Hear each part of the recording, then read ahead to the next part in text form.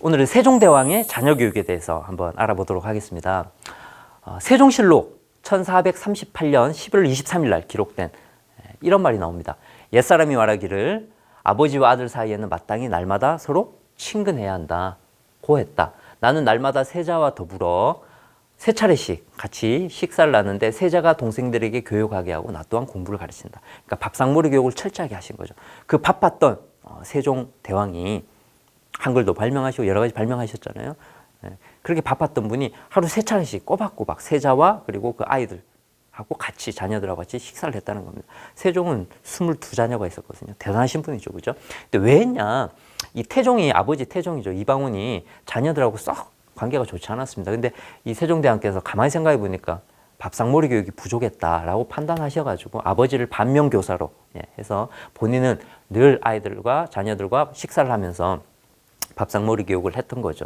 그래서 밥상머리 교육을 매우 중시했고요.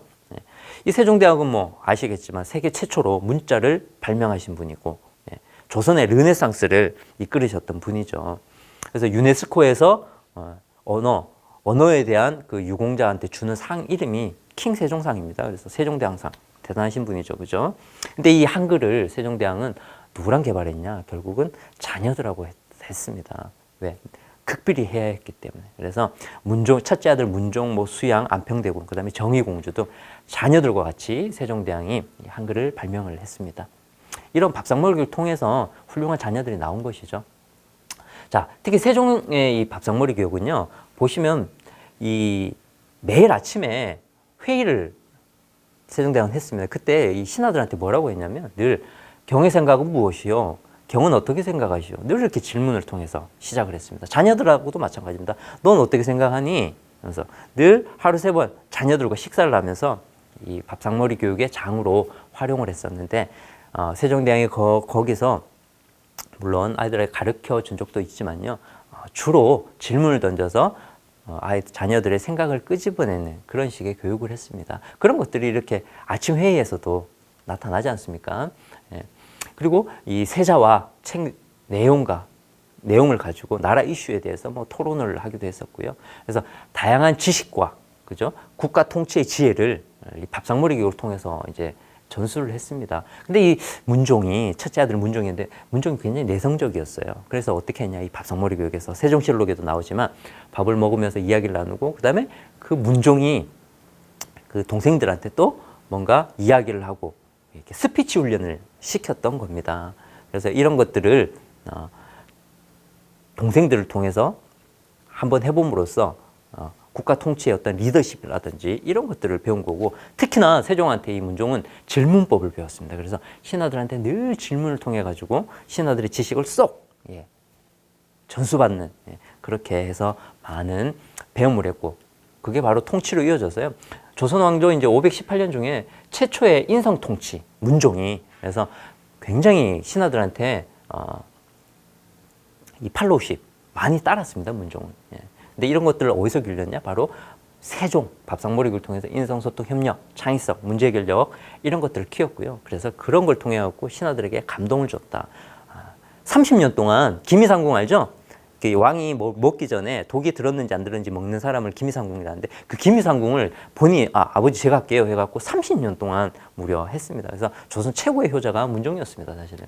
그리고 이 세종은 스토리텔링 교육을 굉장히 중요시하게 생각했습니다. 그래서 상강행식도 이런 거 세계 최초의 현대식 교재죠. 상강행식도 그림과 글이 있는 거 이런 식으로 위인, 충신, 효자 110명의 스토리텔링을 해서 그런 걸 그림책을 만들어서 국민들한테 배포하기도 했었고 그리고 세자가 밥을 다 먹고 나면 스토리텔링으로 동생들을 교육하게끔 이렇게 했었죠.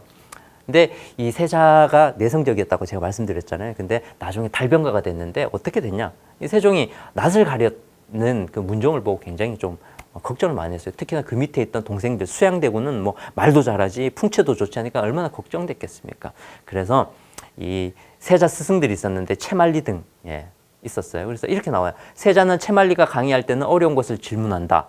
그러나 다른 사람이 설명하면 머뭇거리며 말하지 않는다. 낯이 설어서 부끄러워하기 때문이다. 이렇게 했단 말이죠. 그래서 세종은 원래 이제 겸직을 했던 그 세자의 스승들을 전임 그냥 풀 시간을 다 하게끔 풀타임으로 하게끔 전임으로 바꿔줬고 그래서 또 화강이라는 제도를 만들었습니다. 뭐냐면 이 문종을 위해서 한 달에 3회 주제를 정해갖고 발표하게끔 이렇게 얘기를 이제 해가지고 세종이 늘 한 달에 3번씩 발표하게끔 만들었습니다. 결국 이런 것들이 어떻습니까? 문종이 스피치 능력도 키우고 그래서 공부도 하게끔 되고 그리고 신하들을 대하는 방법들을 이런 걸 통해서 사실은 배웠던 거죠. 그다음에 체력 중요하지 않습니까? 그래서 허약하다 이렇게 좀 문종이 좀 허약하지 않나 이렇게 해서 어떻게 했냐면 이 대규모 군사훈련 원래는 그 군사훈련에 참여하는 걸 강무라고 합니다. 근데 20살 넘어야 참가할 수 있었는데 세자는 18살 때 참가시키고 그리고 텐트 같은 데 있죠. 우리 야영하지 않습니까? 거기서도